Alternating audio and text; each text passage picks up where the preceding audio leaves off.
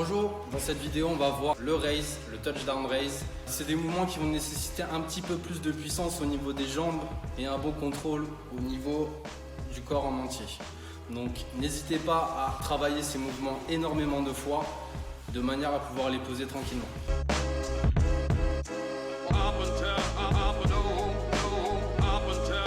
Et je vais commencer par le mouvement qu'on appelle le raise.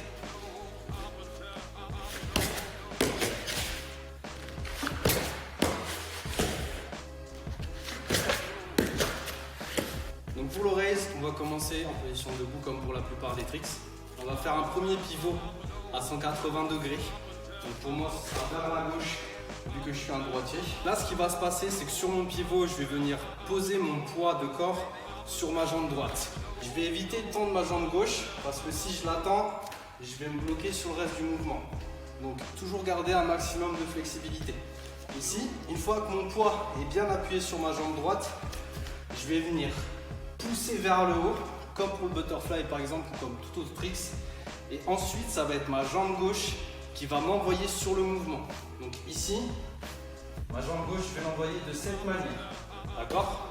Au niveau du repère visuel, on va essayer de venir chercher une zone un petit peu devant le pied et ne pas la lâcher du regard pendant tout le mouvement. Quand je vais arriver sur mon mouvement, je vais regarder mon repère visuel. Une fois que je pousse, je garde mon repère visuel et quand je suis en l'air, je vais venir positionner mon corps, cambrer un petit peu le dos de manière à pouvoir garder mon œil sur ce repère.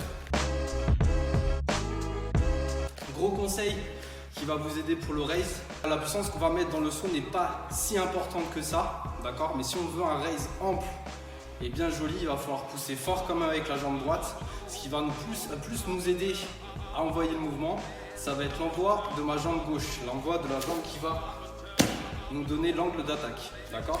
Donc si j'arrive ici, que je viens poser mon poids sur la jambe droite et que j'envoie ma jambe gauche, je vais l'envoyer de manière à ce qu'elle fasse un grand tour vers le haut, d'accord?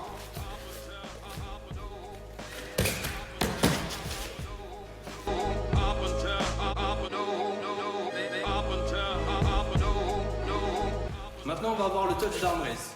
La différence avec le raise, c'est le même mouvement, sauf qu'on va venir chercher le sol, à appuyer sa main sur le sol pendant le mouvement. L'une des grosses différences entre le raise et le touchdown raise, c'est qu'on ne va pas sauter.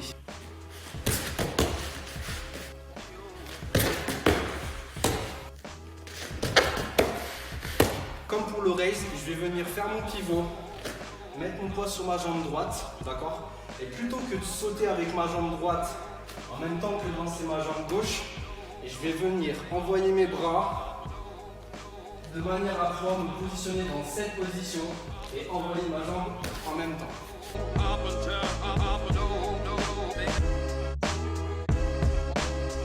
Globalement, comme vous avez pu le remarquer, ce mouvement ressemble énormément au raise. La seule différence, c'est qu'on va venir poser la main.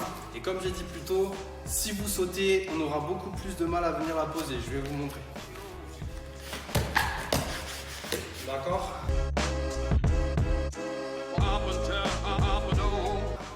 Il faut qu'il y ait un réel appui sur tout le bras. Donc le poids va être à un moment donné en équilibre sur la main. D'accord? Donc le poids sera au niveau de l'épaule et sur tout le bras. Pour que ça se passe comme ça, simplement, ne sautez pas avec votre jambe. D'accord? Ici, je vais venir chercher à être le plus au ras du sol possible et utiliser toute la flexibilité du haut de mon corps pour venir poser ma main.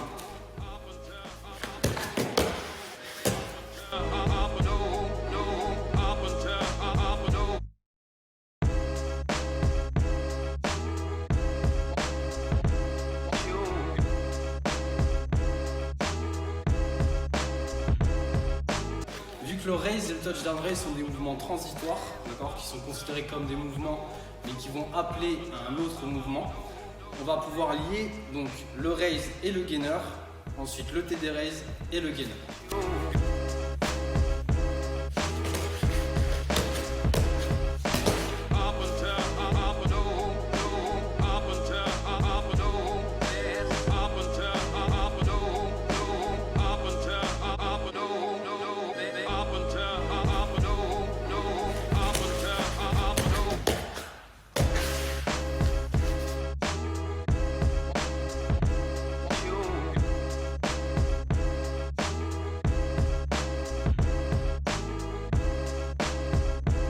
Voilà, cette vidéo est à présent terminée. N'hésitez pas à enchaîner ces mouvements, à les répéter plusieurs fois de manière à pouvoir les poser tranquillement chez vous, d'accord?